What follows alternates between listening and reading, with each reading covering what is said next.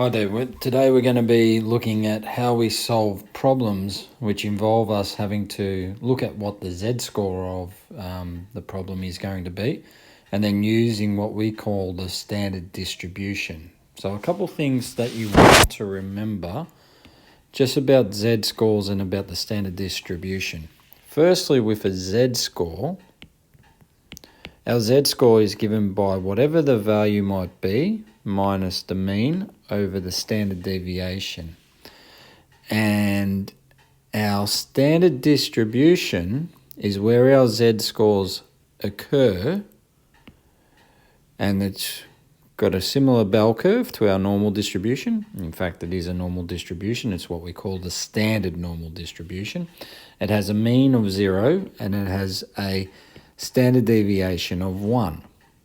So I'm going to do this question from the textbook, question 8, I believe, of exercise 16D, and it comes in two parts. Now, I probably understand it that the screen is not great here for you to be able to read the question, but I'm just going to read it out to you, and then I'm going to explain how I break the question apart.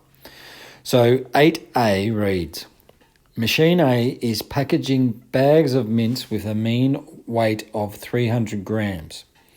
The bags are considered underweight if they weigh less than 295 grams. It is observed that on average, 5% of bags are rejected as being underweight. Assuming that the weights of the bags are normally distributed, find the standard deviation of the distribution. So when I'm working with question A, and what my whole mode of operation when dealing with such kind of questions is to really break the question apart. It requires us to read it, and it requires us to really put down all the information that we know. So if I'm starting with part A here, and I'm just going to focus A, I'm going to take the first sentence, which says the mints have a mean weight of 300 grams. So that's a give me, and I just write my mean is 300 grams, okay, because we're not worrying about the units so much here. I can just say 300. Okay, now they are considered underweight if they are less than 295 grams, and they're rejected. So I can say less than 295, okay, they're rejected. And what they say here is that 5% are rejected. And what we're wanting to find is what the standard deviation is. Now, what I might do on the side here is draw two graphs. My first graph is going to be my normal distribution with my mean given as 300 grams. And I'll draw my bell curve, like so. And then I'm going to say, okay, well, here's 295 grams, and everything less than that is rejected. Okay, so we reject those bags if they're less than that because they're not ample weight, people aren't getting their value, la-di-da-di-da-da-da. But what we're going to say, interesting enough in here, is that we know that this area comprises 5% of the normal distribution. And what we're trying to find is the standard deviation. Now, there's no formula on the calculator that we can use to be able to get this. So what we have to do is we have to revert back to our standard distribution. And it's very important that you understand how the normal distribution and the standard distribution link. So we've got the same curve. It's the same bell curve.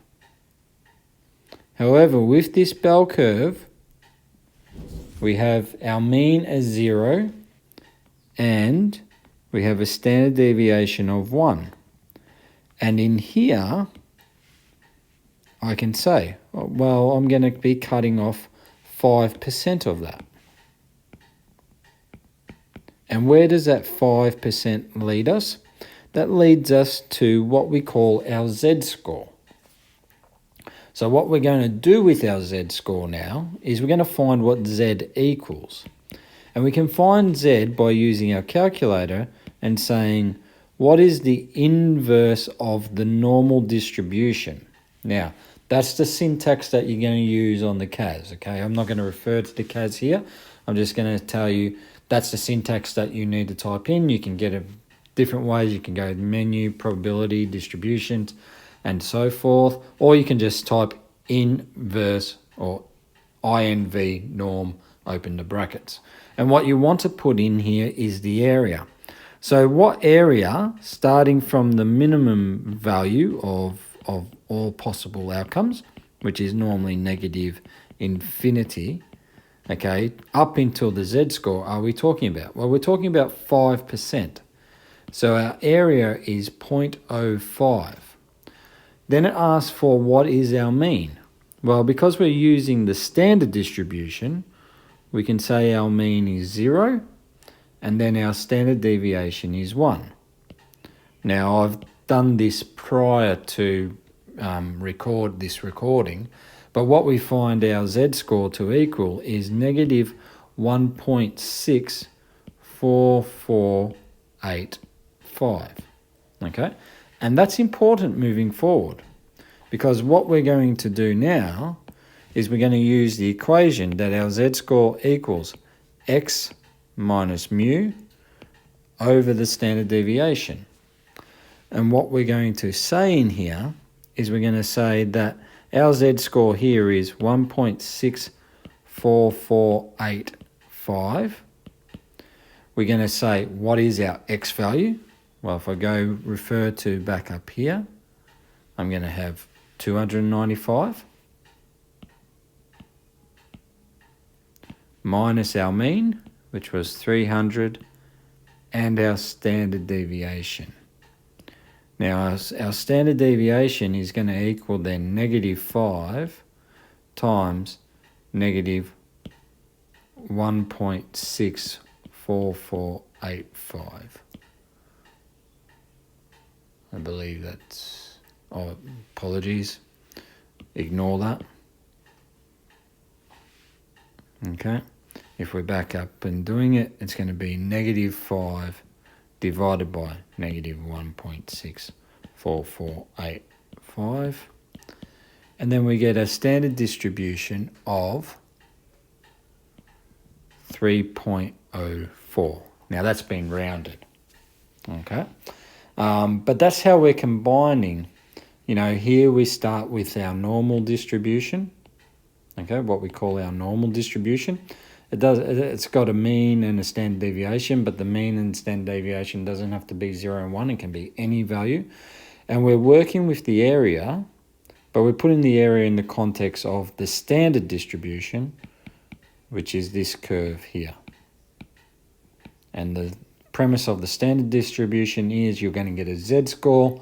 You know what the mean is. The mean is 0. You know what the standard deviation is. The standard deviation is 1. Once you've got your Z-score, then you can use this equation to then revert back to whatever value you're looking for within your normal distribution. Okay.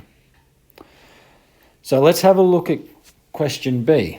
So it says, in the same factory, machine B is packaging bags of licorice. The bags from this machine are considered underweight if they weigh less than 340 grams. It is observed that on average, 2% of bags of machine B are rejected as underweight.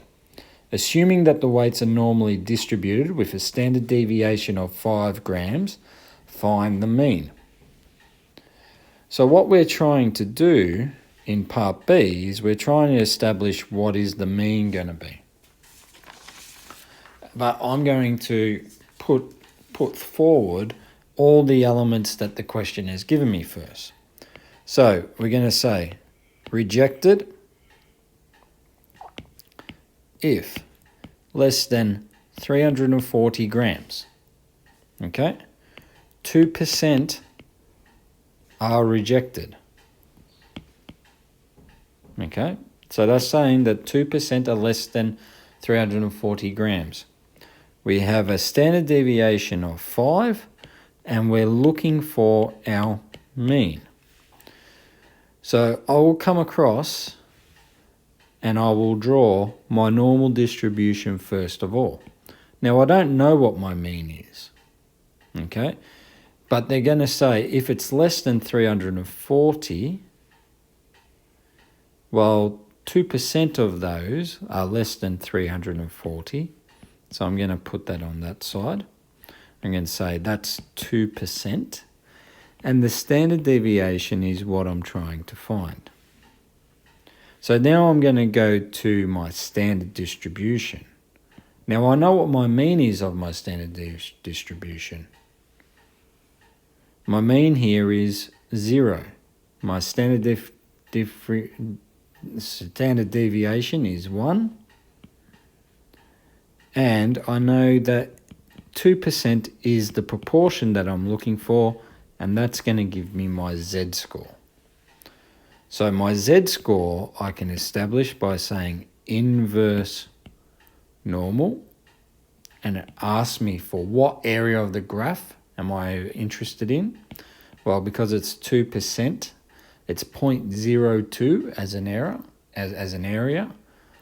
0 my mean, 1 my standard deviation. And then as I go through, okay, my Z-score in my calculator, if I put that into the calculator, I get 0.05375. Okay, and then I can use my Z-score formula or equation, and then I can substitute values in.